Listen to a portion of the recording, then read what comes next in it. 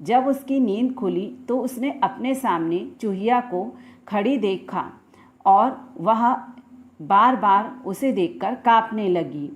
तभी उसे एक बहाना सूझा। उसने अपने दिमाग पर जोर लगाया कि मैं चूहिया को डरा सकती हूँ।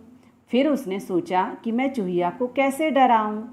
तभी उसके दिमाग में उपाय आया कि क्यों ना मैं म्याऊं बोलूं, जिससे चूहिया ये समझे कि बिल्ली आ गई और वो यहाँ से भाग जाएगी। तभी उसने धीरे से बोला, म्याऊं म्याऊं म्याऊं म्याऊं। यह सुनते ही चूहिया वहाँ से भाग गई। तो बच्चों, इस कविता से हमें यह शिक्षा मिलती है कि चाहे कितनी ही कठिन परिस्थिति क्यों ना आ जाए, हमें कभी हिम्मत नहीं हारना चाहिए और हमेशा अपने विवेक से और दिमाग से काम लेना चाहिए। अब हम हिंदी व्याकरण के अंतर्गत चंद्र बिंदु, जिसे हम अनुनासिक कहते हैं, उसके बारे में जानते हैं। बच्चों, इसका उच्चारण मुख प्लस नासिका यानी कि मुंह और नाक से होता है। अनुनासिकता को लिखने के लिए प्रत्येक स्वर का मतलब है आ से आहा तक जितने स्वर हैं या उसकी मात्रा के ऊपर, यानी जितने स्वर हैं उसकी मात्रा के ऊपर चंद्र बिंदु लगाया जाता है। जैसे हम उदाहरण देखते हैं, आँख, चांद, गांव, ऊंचा, ऊंट, बांसुरी, फसेगा, माँ, चांदनी, सांस, बांस, छाट आदि।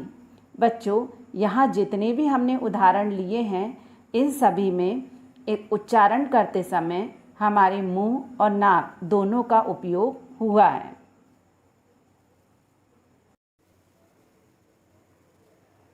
बच्चों, अब हम कविता में आए हुए चंद्र बिंदु वाले शब्दों को रेखांकित करेंगे। म्याऊं म्याऊं, चूटी चूटी,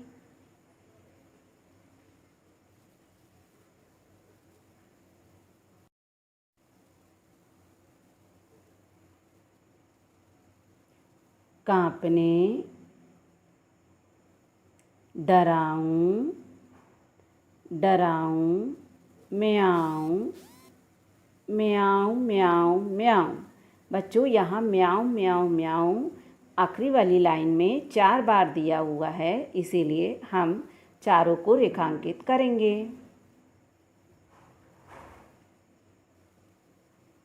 अब हम योजक चिन्ह के बारे में जानते हैं। सबसे पहले हम कुछ उदाहरण देखते हैं, जैसे माता, पिता, आन, बान, रक्षा, बंधन, सोना, उठना, चाय, कॉफ़ी, गंगा, यमुना, चलता फिरता, घूमना फिरना, जल, थल, वाद विवाद, भाई बहन, खाना पीना, आना जाना, छोटा बड़ा, ताना बाना। बच्चों, ऊपर हमने जितने भी उदाहरण देखा, ऊपर लिखे शब्दों के बीच में योजक चिन्ह, जिसे हम इंग्लिश में डैश कहते हैं, लगा हुआ है। आइए जानते हैं कि इसकी परिभाषा क्या है। 2 शब्दों को जोड़ने के लिए जिस चिन्ह का प्रयोग किया जाता है उसे हम योजक चिन्ह कहते हैं। यानी बच्चों, 2 शब्द को जोड़ने के लिए, जैसे ऊपर दिया हुआ है माता पिता, माता और पिता के बीच में जो डैश लगा हुआ है वही योजक चिन्ह है। इसके अलावा एक शब्द जब एक से अधिक बार एक साथ आता है तो भी योजक चिन्ह का प्रयोग किया जाता है।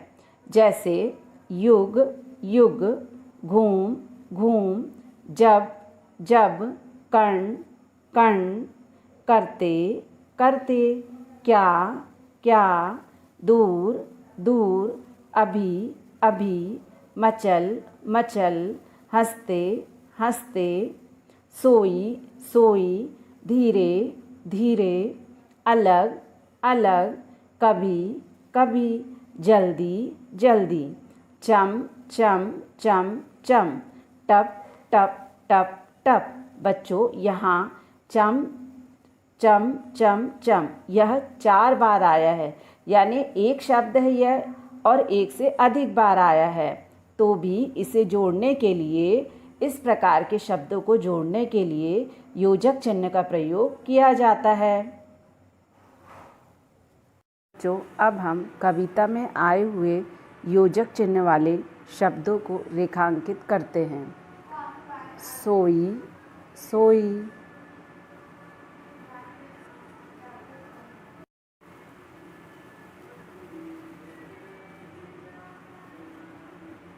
घड़ी घड़ी।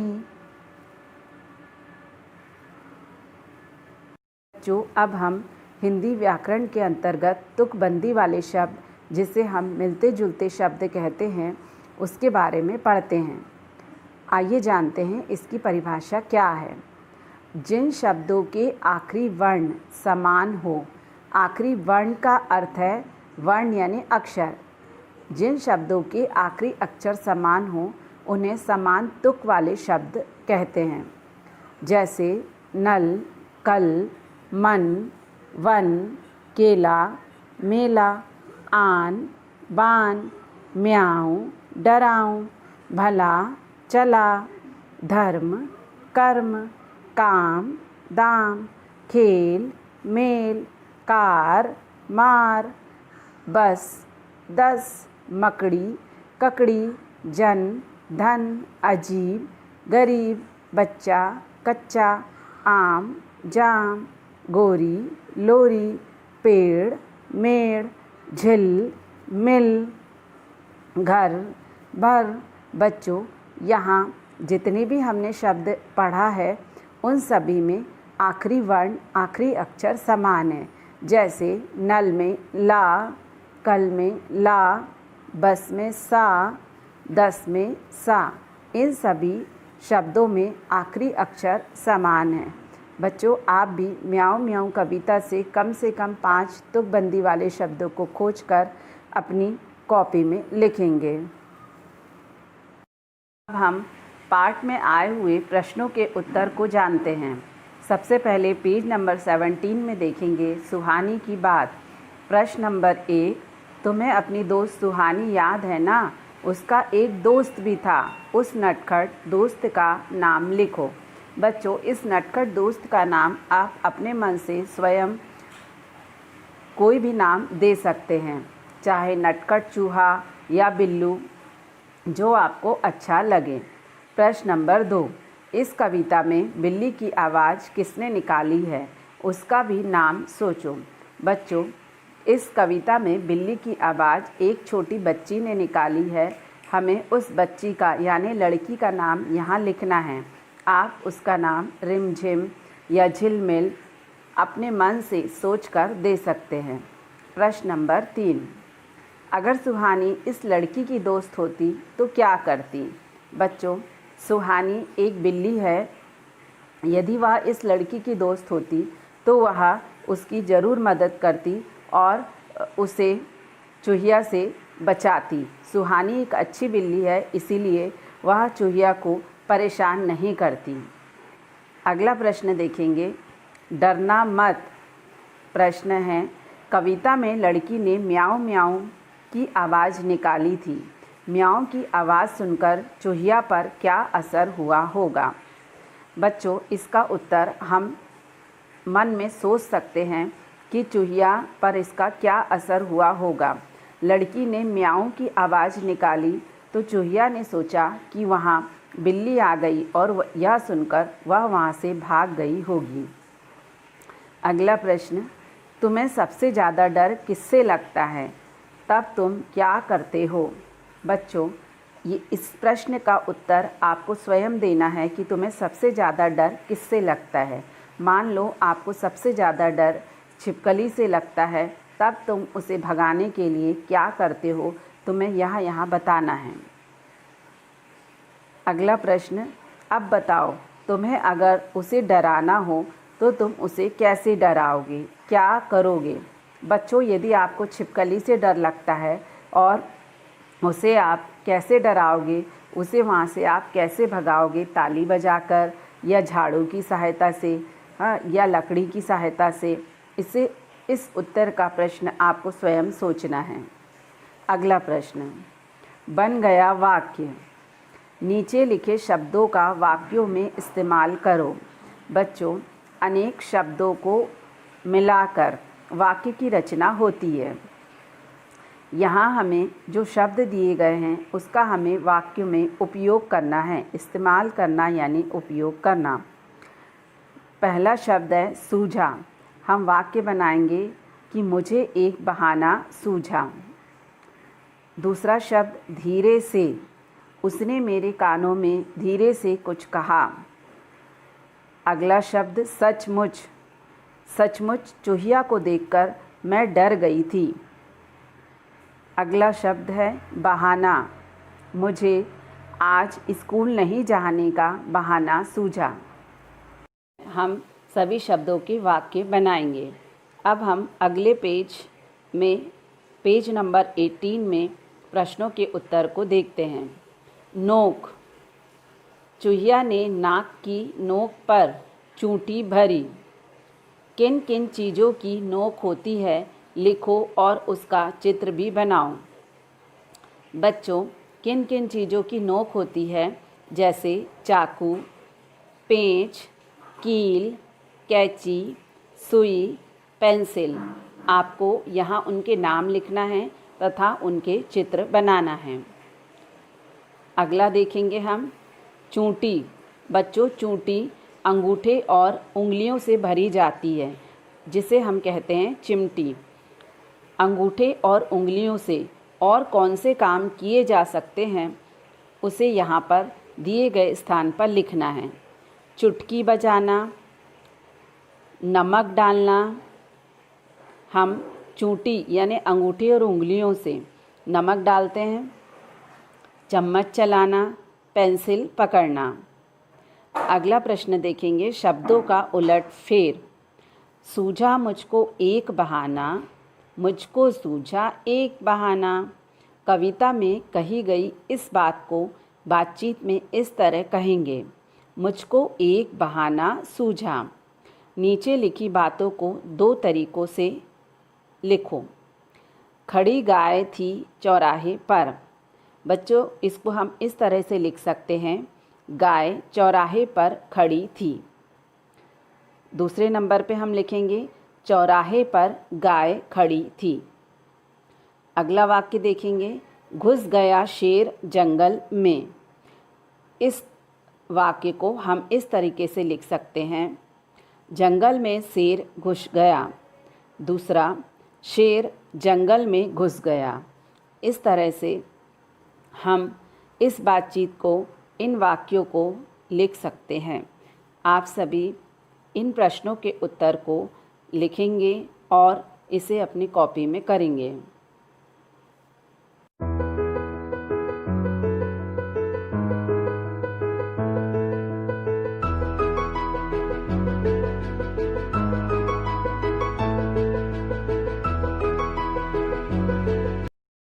अब हम चित्रों के माध्यम से एक कहानी को पढ़ते हैं जिसका शीर्षक है बिल्ली कैसे रहने आई मनुष्य के संग।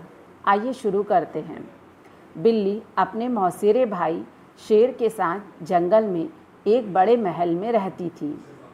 बच्चों, बिल्ली का मौसेरा भाई शेर है जिसके साथ वह जंगल में एक बड़े से महल में रहती थी, लेकिन वहाँ वह खुश नहीं थी क्योंकि शेर उसे प्रत्येक काम के लिए दिन भर आवाज़ लगाते रहता था। तभी शेर ने बिल्ली को आवाज़ लगाई, बहन। बिल्ली बोली, आई भैया, आ गई। शेर बोला, मेरे खाने का वक्त हो गया और तुमने अभी पत्तल भी नहीं बिछाई। बिल्ली बोली, बस भैया, अभी बिछाती हूँ। और बिल्ली तुरंत केले का पत्ता ले आई और शेर के सामने बिछा दिया। शेर बोला, आज सुबह मैंने भेड़िया पकड़ा था ना, वह परोसो। बिल्ली ने केले के पत्तल पर भेड़िए को परोस दिया। शेर ने बड़े ही आनंद के साथ उसे खाया और कहा, आहा, मज़ा आ गया। पेट भर खाना खाया और फिर बिल्ली को आवाज़ लगाई, पेट भर गया बहन, साफ़ कर लो सब। बिल्ली बोली, हाँ भैया, और शेर की पत्तल की तरफ देखा और बिल्ली सोचने लगी, लो कुछ भी नहीं छोड़ा, मेरे लिए रोज़ यही होता है। तभी बच्चों, एक दिन शेर बीमार पड़ा और उसका हाल पूछने जंगल के बहुत से जानवर आए। आप चित्र देखिए कि शेर बीमार है और बहुत सारे जंगल के जानवर उसका हाल पूछने के लिए आए हैं। बिल्ली ने जानवरों का स्वागत करने के लिए हर एक से बात की, लेकिन ठीक तभी शेर ने बिल्ली को आवाज़ लगाई, बहन नाश्ता बनाकर सबको दो, जाओ जल्दी करो। बिल्ली बोली, भैया घर में आग तो है ही नहीं। शेर ने कहा, तो जाओ आदमियों की बस्ती से सुलगती लकड़ी ले आओ, भागो। सो बिल्ली भागी, झाड़ियों और पत्थरों को फलांगती हुई गांव में पहुंची। तभी गांव में बहुत सारे बच्चों ने बिल्ली को देखा और ज़ोर से चिल्लाए, वहाँ देखो। तभी बच्चों ने कहा, डरो नहीं, हम तुम्हें कुछ नहीं करेंगे। बच्चे उस बिल्ली को बहुत प्यार करने लगे और कहने लगे, कितनी मुलायम और रेशमी है। जिस काम के लिए बिल्ली आई थी उसे भूलकर वह बहुत देर तक बच्चों से लाड़ करवाती रही। तभी बिल्ली सोचने लगी, मुझे कभी किसी से इतना प्यार नहीं मिला था कि अचानक जोर की गरज से जंगल काँप उठा।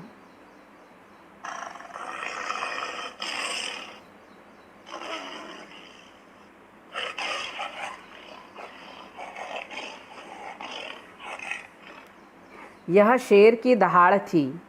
तभी बिल्ली को याद आया, हाय रे, मुझे सुलगती लकड़ी ले जानी थी, मैं कैसे भूल गई। तभी बच्चों, बिल्ली एक घर में घुसी और एक सुलगती लकड़ी उठाकर झाड़ियों और पत्थरों को फलांगती हुई वहाँ से भागी। अचानक फिर वही डरावनी गर्जन हुई।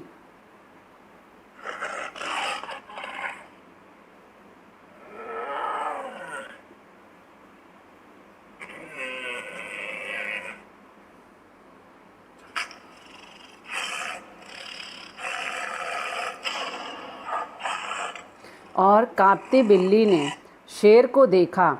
बच्चों, जिसकी आंखें गुस्से से लाल हो उठी थी। शेर की आंखें गुस्से से लाल हो गई थी। बिल्ली शेर से इतनी डर गई थी कि उसने जलती लकड़ी उसके पैरों के पास गिरा दी और वह कूदती हुई गांव वापस भागी। तभी बच्चों ने देखा कि बिल्ली वापस आ गई। बच्चे सोचने लगे, ज़रूर शेर ने उसे बुरी तरह डरा दिया है। बच्चे कहने लगे, हाँ हमारे पास रहो नन्ही मुन्नी, वापस मत जाओ, नहीं जाओगी ना। बिल्ली कहने लगी, नहीं कभी नहीं। और बच्चों, इस तरह से बिल्ली मनुष्य के संग रहने लगी। बच्चों, यह कहानी आपको अच्छी लगी ना, तो आप भी अपनी पुस्तक से इसे पढ़ेंगे और समझेंगे।